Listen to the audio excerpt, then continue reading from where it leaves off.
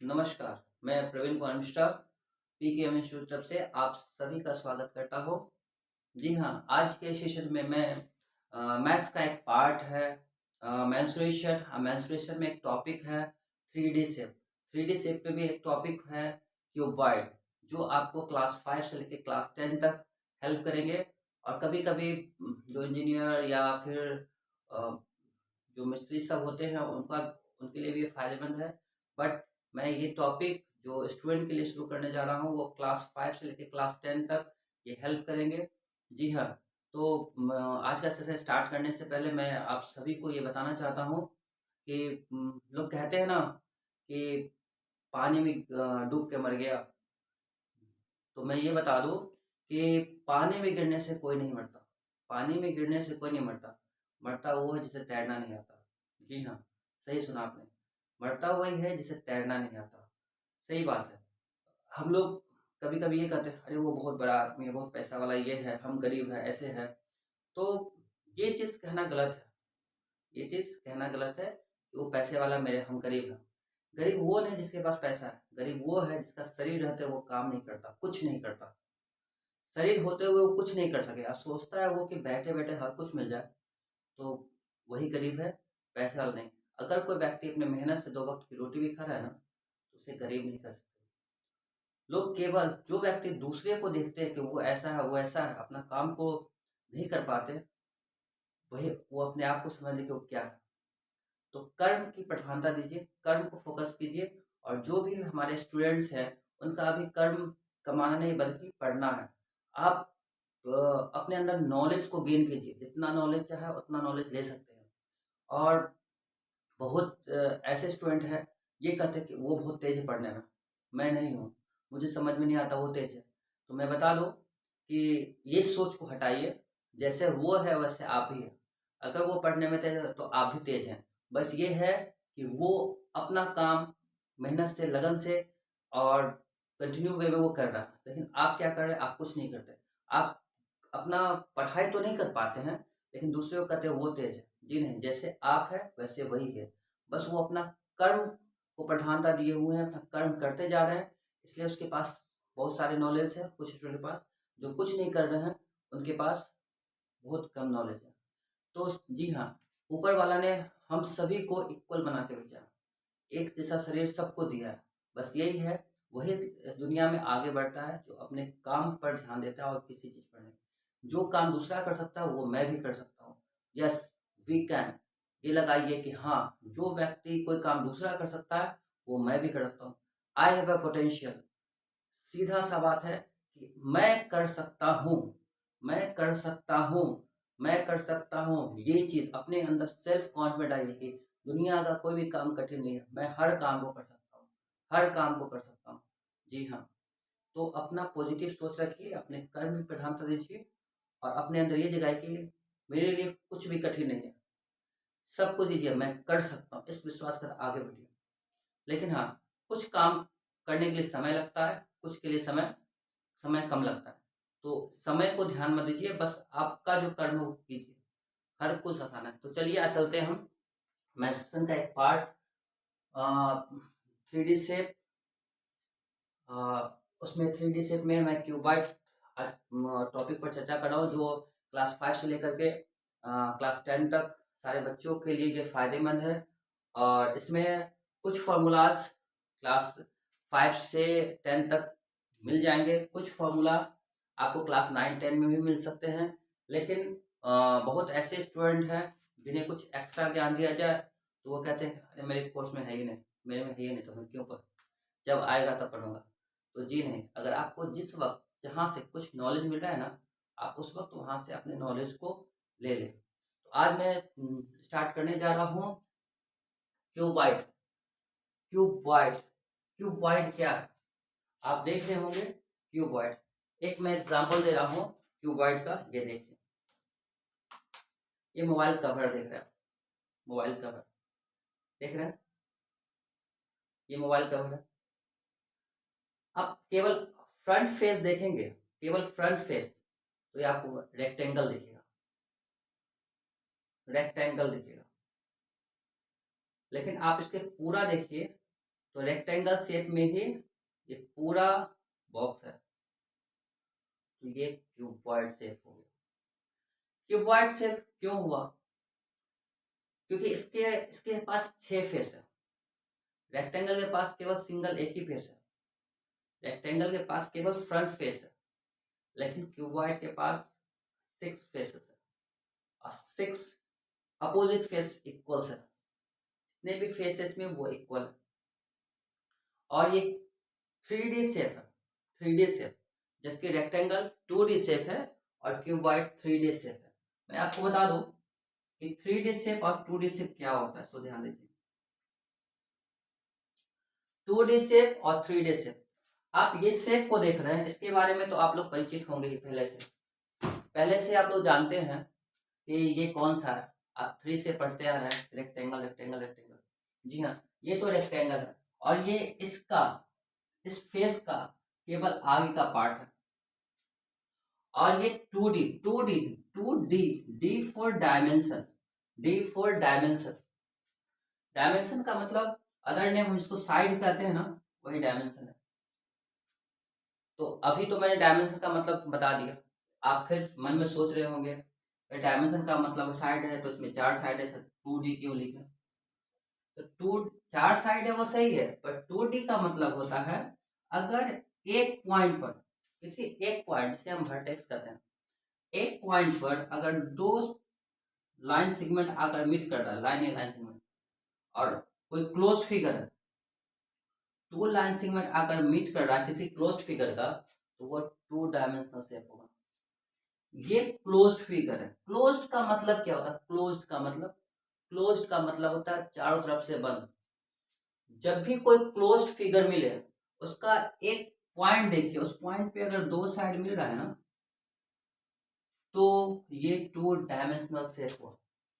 जबकि उसी प्रकार कोई ऐसा क्लोज्ड फिगर है और एक पॉइंट पर 3 साइड आकर मिल रहा है, देखिए 1 2 3, है ना, 1 2 3, हर पॉइंट में देखिए 3 साइड, जितने भी पॉइंट्स है आप उस सभी पॉइंट्स पे आप देख सकते हैं कि 3 साइड आकर मिलता है, तो ये 3D शेप है। ऐसे शेप को 3D शेप कहते हैं। तो अब तो 2 डायमेंशनल 3 डायमेंशनल शेप में समझ गए। और आपका रूम भी 3 डायमेंशनल है। आप कभी भी अपने रूम को देखना है कौन सा शेप है, तो किसी एक कॉर्नर को देख लीजिए, वहां पे 3 साइड मिलेंगे। मैच बॉक्स 3 डायमेंशनल शेप है।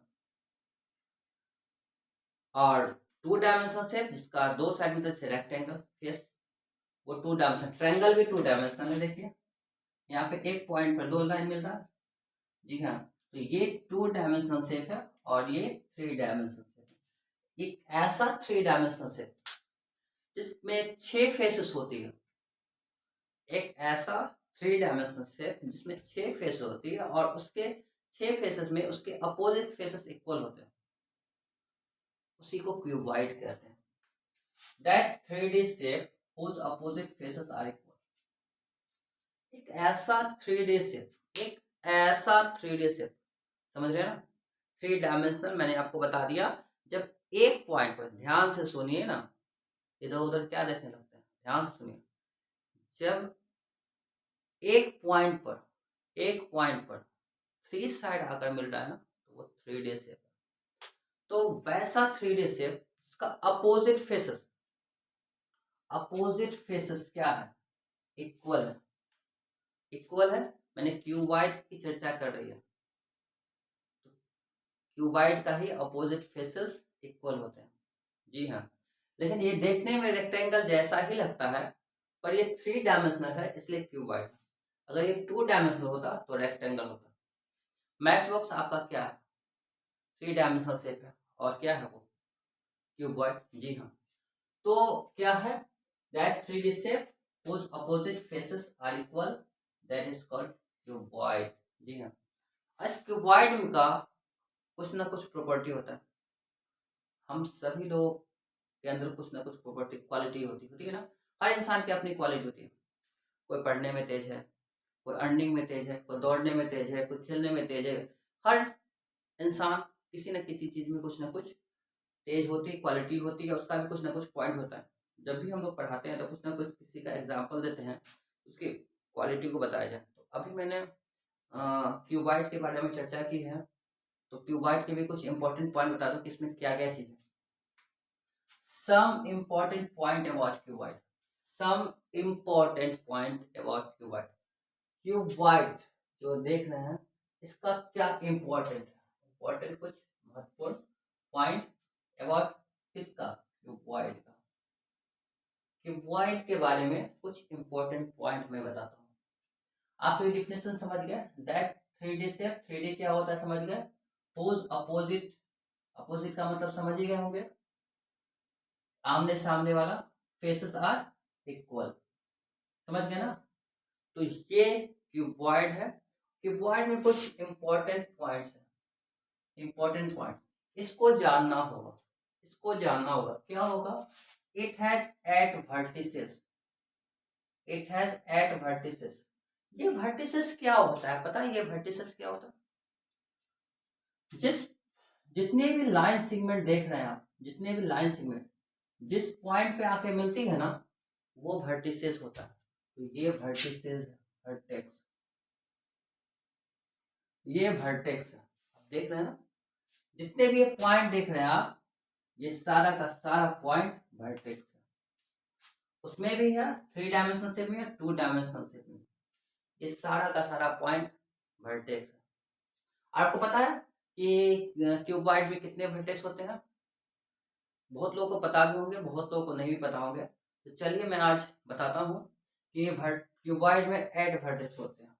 वर्टेक्स को भी से डिनोट करते हैं, V1, V2, V3, V4, V5, V6, V7, V8। जी हाँ, आपने देखा ना, आपने देखा ना 8 vertex, V4 vertex, V4 vertex उसका V बोलिए, यानी कि इसमें 8 वर्टेक्स होते हैं। आप देख लिए 8 वर्टेक्स होते हैं। कहाँ कहाँ पर, जहाँ पे पॉइंट्स 3 साइड मिल रहा है। वर्टेक्स का मतलब अगर एक पॉइंट पर 3 साइड मिले या 2 साइड मिले वो वर्टेक्स होता है। अगर 3 साइड मिले तो 3 डायमेंशन का वर्टेक्स है, और 2 शेप मिले तो 2 डायमेंशन का। जी हाँ, ये आप देख लीजिए, इस जगह पे 8 वर्टेक्स है। It has 12 edges, it has 12 edges. Edges का मतलब क्या, किनारा, ये देख रहे हैं, ये एड्स हुआ इसका, ये एड्स हुआ, ये लाइन देख रहे हैं ना, ये एड्स हुआ, ये सारा का सारा लाइन एड्स हुआ, देख रहे हैं, जितने भी ये लाइन, ये सारा एड्स है। इसमें 12 एड्स होते हैं। एड्स क्या होता है, जैसे इसमें साइड होते हैं ना, 2 डायमेंशनल में इसको साइड कहते हैं ना हम लोग, इसको साइड हम लोग, उसी प्रकार इसमें भी 3 डायमेंशनल में भी ये जो लाइन आप देख रहे हैं, लाइन सेगमेंट, ये एड्स होते हैं। इसमें 12 एड्स होते हैं। एड्स को सिंबल, इस एड्स को हम ई से मानते हैं। देखिए एड्स को E1, E2, E3, E4, E5, E6, E7, E8, E9, E10, E11, E12। आप देख लीजिए कि यहाँ पे एड्स, 12 एड्स कहाँ कहाँ से, देखिए 1 edges, 2 edges, 3 edges, 4 edges, 5 edges, 6 edges, 7, 8, 9, 10, 11 and 12 edges. आप देख लिए ना, 12 एड्स है क्यूबॉइड में, 12 एड्स है, आप देख लिए। तो अगर कभी आप लोगों को कुछ सवाल, जैसे physics, chemistry, math, science, math, English, कभी भी आप जो मेरा वीडियो देख रहे हैं, आपको कभी कुछ टॉपिक्स पे प्रॉब्लम है या कुछ नए टॉपिक्स को जानना चाहते हैं, तो आप कमेंट बॉक्स में लिख दें। नेक्स्ट क्लासेस में आपकी प्रॉब्लम को सॉल्व कर दी जाएगी। जी हाँ, आपने अब ये एड्स को देख लिया। अब देखिए, all the edges not equal in length. जितने एड्स है ना, ये इंपॉर्टेंट पॉइंट है, क्यूबॉइड का जितना भी एड्स आप देख रहे हैं, ये एड्स, ये इक्वल लेंथ में नहीं है, सभी नहीं है। जो अपोजिट फेसेस होंगे ना उसके एड्स ही इक्वल होंगे, क्योंकि क्यूबॉइड का अपोजिट फेस ही इक्वल होता है, ऑल फेस नहीं। ऑल फेस रहेगा तो क्यूब बन जाएगी। क्यूबॉइड में अपोजिट फेसेस इक्वल होते हैं, और जितने भी फेसेस है ना उसका जो एज होता है ना, सभी एज इक्वल नहीं होते, केवल जिनके उसका ही एज इक्वल होगा जिसका अपोजिट फेस होगा। क्यूबॉइड में अपोजिट फेस इक्वल होगा तो उसका एज भी इक्वल लेंथ में होगा। बाकी साइड हो या अपर हो, सभी एज इक्वल नहीं होते। क्यूबॉइड में सभी एज इक्वल नहीं होते। इट हैज 6 फेसेस, इसमें 6 फेस होती है। मैंने पहले भी डिफिनेशन बताया था, इसमें 6 फेसेस होती हैं। अब पीछे वाले को तो हम बता नहीं सकते, पीछे वाले को तो बता नहीं सकते। इसका एग्जाम्पल देखिए आप। एग्जाम्पल, ये फेस जो होगा वही फेस ये होगा, वही लेंथ का अपोजिट फेस इक्वल ना। 1 face, 2 face, 3 face, 4 face, 5 face, 6 face, तो 6 फेसेस होती है। तो आप देख लीजिए 6 फेसेस, तो इसके पीछे वाले फेस को तो हम दिखा नहीं सकते इस पर, तो पीछे वाले फेस को हम F1 मान लिए और आगे वाले को F2, ऊपर वाला F3, नीचे वाला F4, साइड वाला F5, ये F6। अब आपने देखा 6 फेसेस, जी हाँ 6 फेसेस होते हैं क्यूबॉइड में, 6 फेसेस होती है। इसमें सारे एड्स इक्वल नहीं होते, इसमें 12 एड्स होते हैं, 8 वर्टेक्स होते हैं, 6 फेसेस होते हैं। आपने तो ये समझ लिया। अब देखिए इसका जो फेस होगा, जैसे हम लोग रेक्टेंगल पढ़ते हैं ना, रेक्टेंगल देखते हैं ना, बस क्यूबॉइड का जो फेस दिखेगा, कोई फेस दिखेगा वो रेक्टेंगल शेप में होगा। ये क्यूबॉइड है, रेक्टेंगल नहीं है, लेकिन देखने में आपको रेक्टेंगुलर लगेगा। जैसे आप इसको देख रहे हैं बुक, ये आप पढ़े हुए रेक्टेंगल है, तो देखने में क्यूबॉइड रेक्टेंगल के जैसा लगता है, लेकिन है वो क्यूबॉइड। उसका फेस देखने में रेक्टेंगल के जैसा लगेगा। और area of opposite faces equal, याद रखिएगा जब भी एरिया निकालेंगे ना रेक्टेंगल का, तो इसमें 6 फेस होती है, तो 6 फेस होती है। एरिया का जो अपोजिट क्यूबॉइड का जो अपोजिट फेस होगा ना उसका एरिया हमेशा सेम रहेगा। जो एरिया आप देखिए इस बुक को, जो एरिया इसकी होगी वही एरिया इसकी होगी, यानी कि अपोजिट फेसेस के एरिया इक्वल होगी। तो अब चलते हैं कुछ फॉर्मूला पे, ये आप लोग समझ लिए होंगे। मेरे ख्याल से लगता है कि बहुत लोग समझ भी होंगे। मैं फिर से कह रहा हूँ, जिन्हें कुछ प्रॉब्लम है वो कमेंट बॉक्स में अवश्य लिख दे, नेक्स्ट वीडियोज में उसकी प्रॉब्लम को सॉल्व कर दी जाएगी। अब देखिए कुछ फॉर्मूला फॉर्मूला में वॉल्यूम ऑफ क्यूबॉइड। अच्छा, मैच बॉक्स है या फिर बक्सा है, गोदरेज अलमीरा है, क्यूबॉइड, आप किसी चीज में कोई सामान रखते हैं ना, तो उसका एक सामान रखने की वॉल्यूम होती है। जैसे बाल्टी में पानी रखते हैं ना, तो पानी की वॉल्यूम होगी। उसी प्रकार जैसे कोई क्यूबॉइड से में कोई बॉक्स है, उसमें कोई सामान रखना है, तो वो सामान कितना हटेगा, तो वॉल्यूम किसे कहते हैं। मैंने फिजिक्स में भी इसके जिक्र की है, केमिस्ट्री में भी। वॉल्यूम का मतलब क्या होता है? वॉल्यूम का मतलब होता है कि कोई भी ऑब्जेक्ट कितना स्पेस कवर कर सकता है, कितना स्पेस वो कवर कर सकता है, वही होती है वॉल्यूम, वही होती है वॉल्यूम।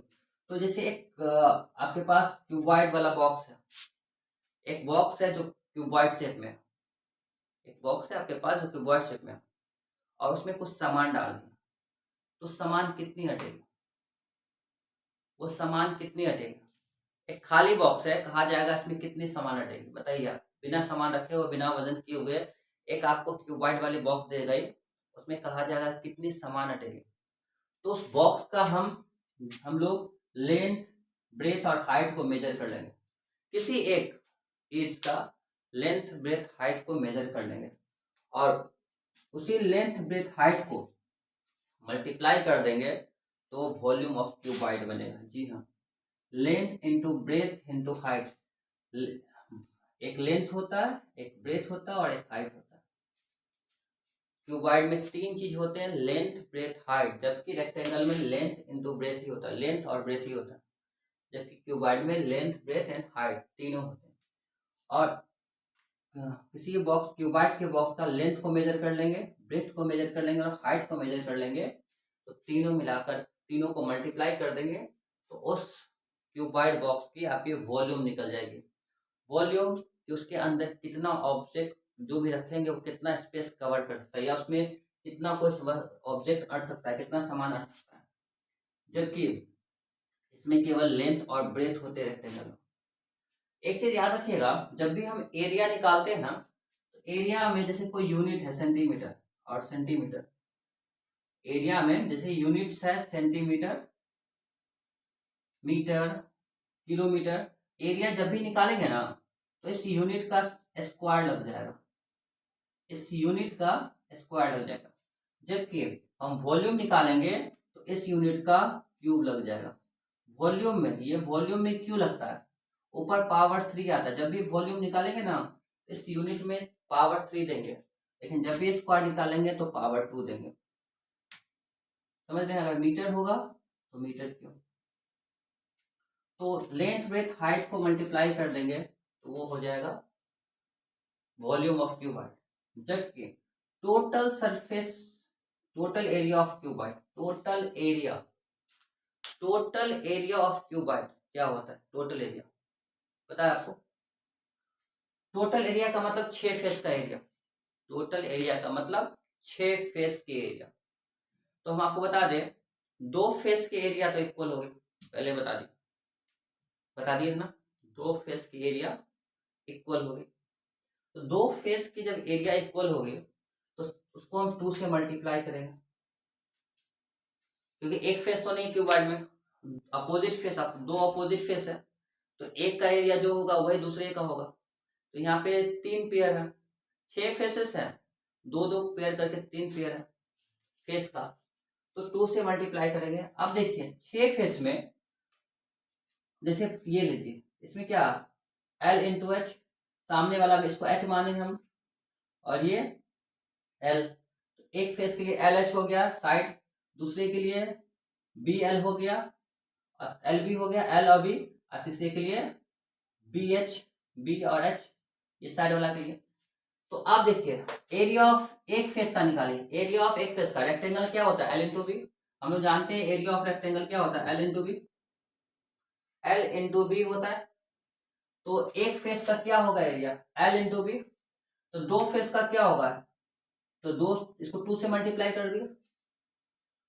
फिर BH, अब देखिए B और H, ये फेस देखिए लंबा साइड वाला B और H, तो यहाँ पे साइड कितना दिया? एक का B है, एक का H है, तो area of rectangle L into B, तो L की जगह H है और B की जगह B है, तो BH हो गया, और एक LH सामने वाला।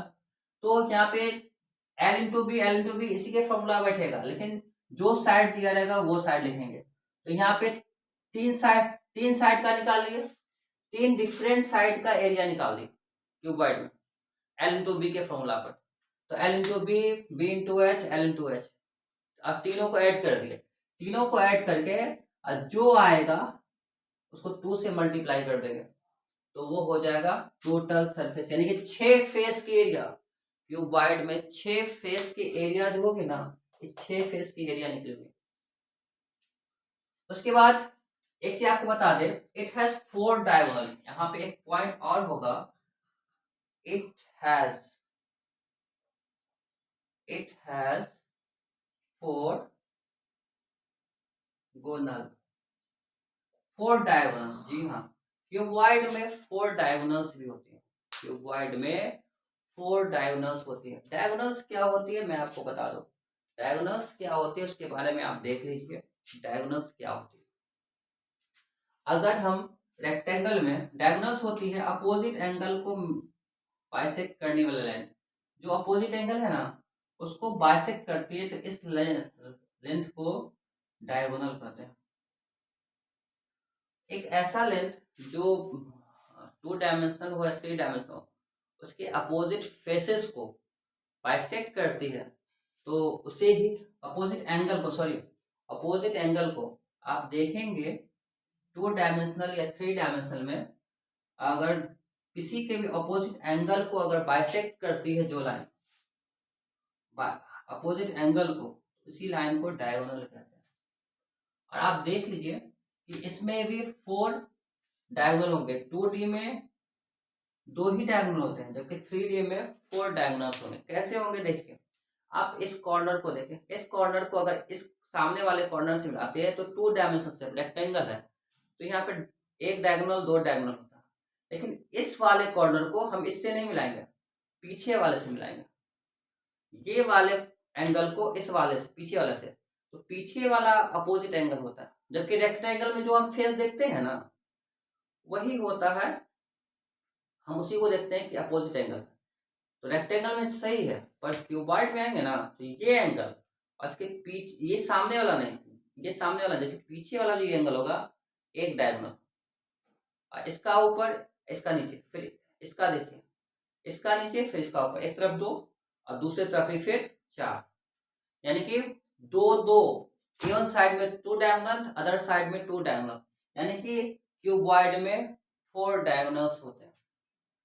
अब देखिए, उसी डायगोनल का हमको लेंथ निकालना है, इसी लेंथ को हमको निकालना है।